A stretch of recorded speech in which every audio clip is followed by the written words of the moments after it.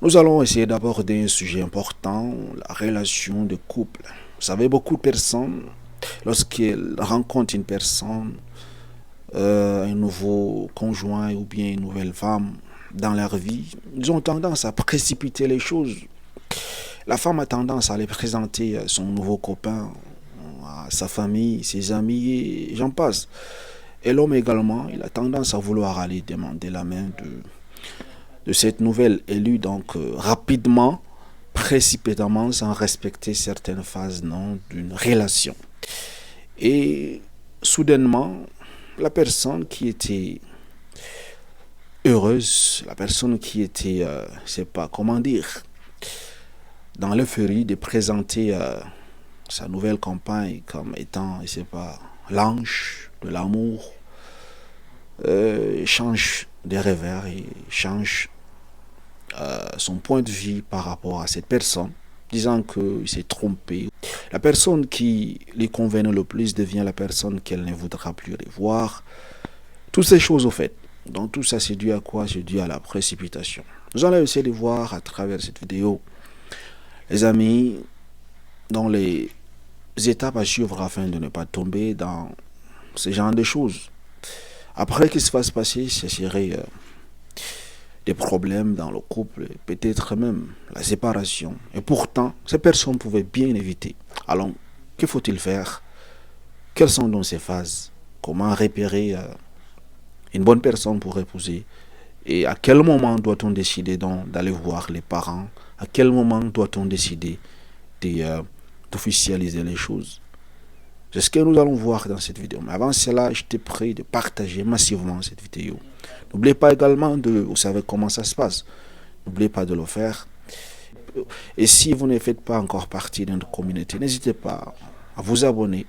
Cela va beaucoup aider la chaîne à s'agrandir. Dans tout type de relation amoureuse, de couple avec une personne, cette relation va passer dans plusieurs phases en fait. Et c'est ces phases que j'aimerais énumérer ici. Vous allez essayer de vous reconnaître dans quelle phase vous êtes actuellement. Si vous comptez vous marier, vous allez essayer de voir est-ce le bon moment pour prendre des décisions. En tout cas, prenez les faits et le big. Allez-y. La première phase, nous allons parler du phase du coup de foudre en fait. L'euphorisme, l'exaltation, la béatitude et j'en passe en fait. Le bonheur. Ici, vous savez, c'est naturel. Dans toutes les relations, ça commence comme ça. Lorsque vous voyez une personne, vous ne savez pas, vous êtes tombé amoureux de la personne juste comme ça. Et vous ne parvenez pas à voir ses défauts. Tout ce qui vous concerne, c'est être avec la personne 24 sur 24. Vous oubliez même votre propre personne pour servir dans la nouvelle conquête. Tout ce que vous allez faire, vous allez penser d'abord à cet être que vous venez donc de rencontrer. Vous voulez découvrir cette personne. Tout ce qui vous concerne se rattache directement avec cette personne. Vous n'arrivez pas à voir le défaut de la personne. Tous ces défauts, vous essayez d'ignorer. Vous essayez le plus possible de rendre ces défauts, ça devient une qualité. Et c'est que tout le monde est déjà passé par là. Et vous parlez d'elle tout le temps, avec vos amis, partout où vous êtes, à l'école, au travail, j'en passe. Vous passez toute la journée à converser au téléphone, ça suffit pas. La nuit, vous vous rencontrez.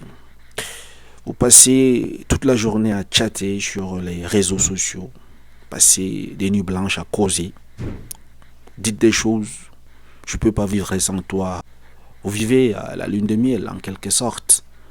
Vous n'arrivez pas à penser votre vie sans cette personne. Mais malheureusement, chaque chose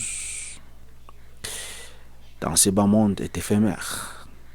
Viendra un moment où cette phase va se dissiper. Et à ce moment, vous allez donc commencer à ouvrir les yeux, en fait.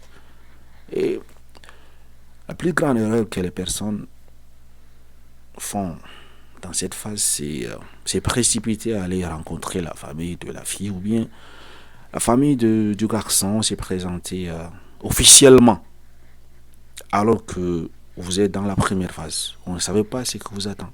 Vous allez constater qu'ici que la plupart des personnes qui se sont précipitées pour officialiser les choses à la phase du coup de foudre, donc la première phase, 99%, cette relation ne va pas plus loin, en fait. Il y aura rupture dans le futur. Quelle est donc la seconde phase, chers amis?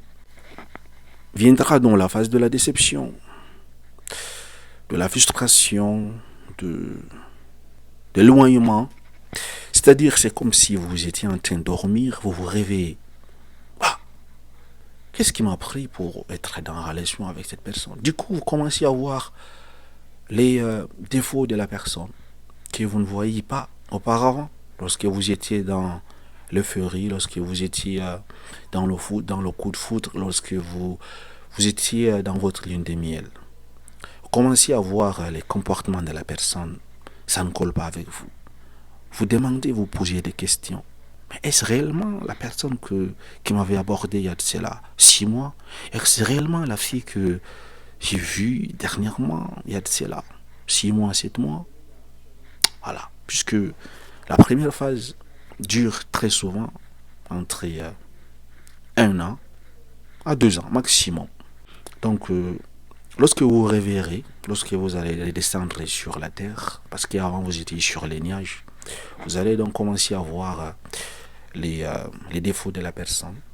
Vous allez commencer à comprendre que vous n'êtes pas compatible, surtout au fait. Parce qu'avant vous disiez que c'était votre moitié, vous formez qu'un. Et là, tout ce que la personne fait a tendance à vous énerver. Vous vous emportez contre la personne. Et ce n'est plus votre Dieu, au fait, ou bien ce n'est plus votre déesse. Ce n'est plus votre chérie dont vous présentiez à tous vos amis, à toute la famille. Et maintenant, vous avez même honte de marcher avec la personne. Vous trouvez que la personne vous étouffe. Vous trouvez que cette personne occupe votre vie. Vous avez besoin d'être libre, en fait. Lorsque survient cette phase, la plupart du temps, il y a deux choses. C'est soit la séparation, dont chacun prend sa route et hasta la vista bye, ou bien ces personnes sont mûres, essayent de se comprendre, de se mettre dans la table et dialoguer, essayent de comprendre que chaque personne a un défaut, personne n'est parfait, essayez de faire avec. Donc c'est ici le problème. Lorsque vous essayez de vous comprendre, c'est bien, vous pouvez donc passer à la phase suivante. Vous essayez de converser, dialoguer, vous redescendez sur terre.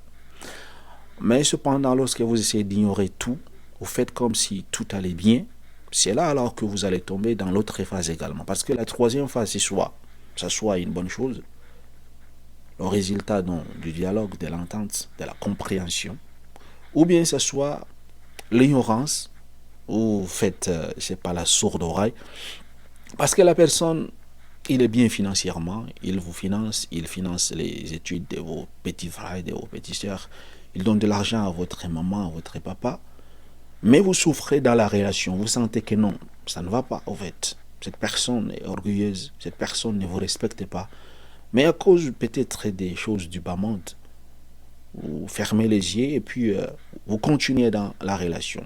Cela va vous amener dans une autre troisième phase, c'est-à-dire une phase négative.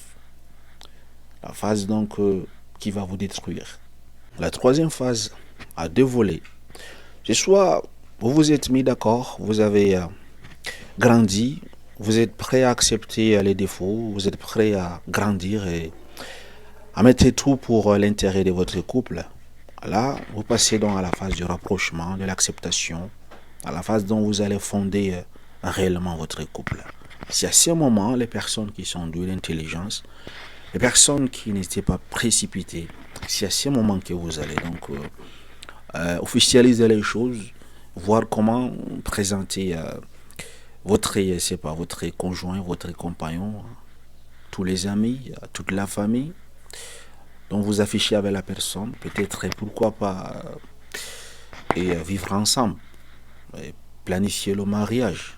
C'est à ce moment, parce que vous n'êtes plus sur les nuages, vous êtes maintenant sur la terre, et vous avez découvert les défauts de la personne, vous avez appris à accepter ses défauts, vous avez appris à séparer ses défauts et ses qualités, vous avez compris que dans une relation, ce n'est pas seulement les bons moments, il y a également les mauvais moments, les mauvais passes. Vous avez appris donc à gérer comme des grandes personnes.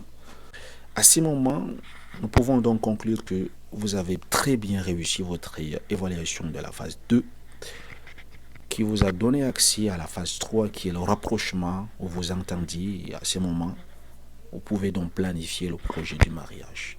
Et j'en passe, des enfants.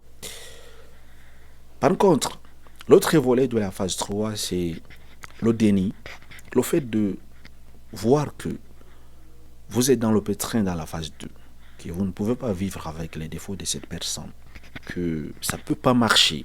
Vous avez tout tenté. Mais malgré, je ne sais pas, votre incrédulité ou bien, je ne sais pas, votre besoin d'avoir toujours raison, alors que vous voyez que ça ne va pas aller. Vous voyez que c'est rouge, mais vous dites que c'est blanc. Vous allez donc vous retrouver dans la phase critique, dans la phase de la détresse, de la dépression, et j'en passe. C'est-à-dire, vous avez bien compris que la personne en face de vous ne vous aime pas. La personne en face de vous ne va pas faire votre bonheur. Et vous insistez au fait. C'est soit par intérêt financier, c'est soit par je sais quoi. Mais vous vous accrochez à la personne. Là, vous allez sombrer dans la détresse et je vous rassure, cette phase va finir.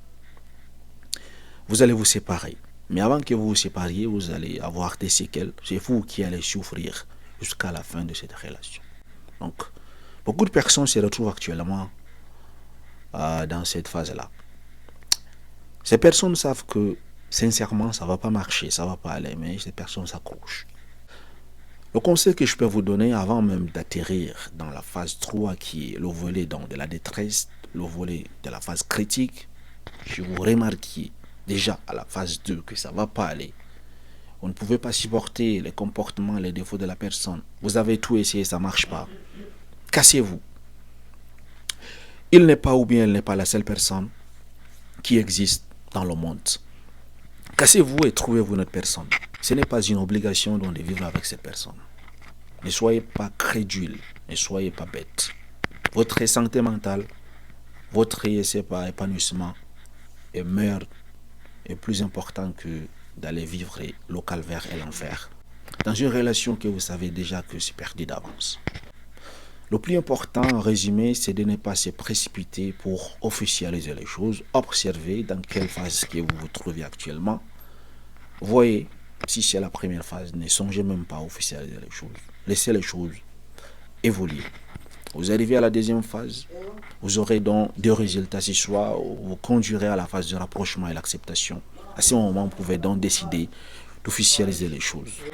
Si vous constatez que non, vous êtes à la deuxième phase, mais ça ne marche pas. Tout ce que vous avez essayé ne marche pas. Alors, mon conseil pour vous, c'est de couper tout court et chercher une personne. Je vous assure. Si vous insistez, c'est que vous attendez l'enfer et le calvaire. Et vous allez sortir de cette relation avec des séquelles. Vont probablement jamais se guérir. Et qui va vous créer des instabilités émotionnelles.